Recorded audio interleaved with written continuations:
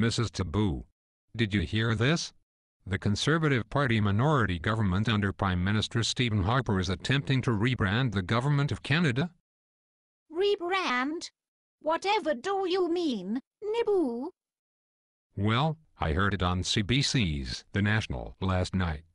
Terry Malevsky reported that government departments have been instructed to refer to the Government of Canada as the Harper Government in press releases. Now really, Nibu, I think you're making this up. It sounds too absurd, even for the Conservatives, to try and pull a silly stunt such as this. Besides, April 1st is still 28 days away. No, really, Mrs. Tibu. Look at this announcement from March 2nd. Harper Government announces next phase of Canada's Economic Action Plan will keep Canada's economy growing and create jobs.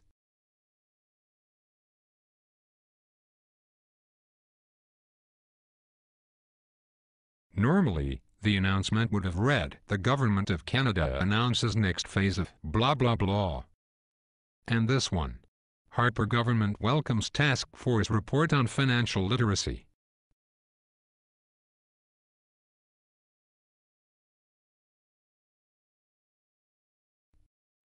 And there's this one too.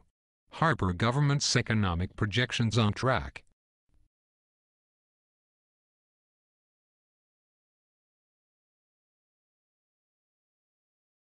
Well, Nibu, if it's an early April 1st joke, it certainly is an elaborate one. But really, replacing references to the Government of Canada with the Harper Government, it's just too absurd to be believable. Apparently not, Mrs. Tibu.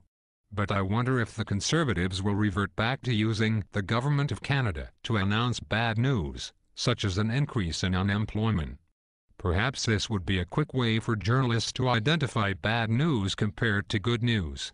Bad news will begin with "the Government of Canada announces" and good news will begin with "the Harper Government announces."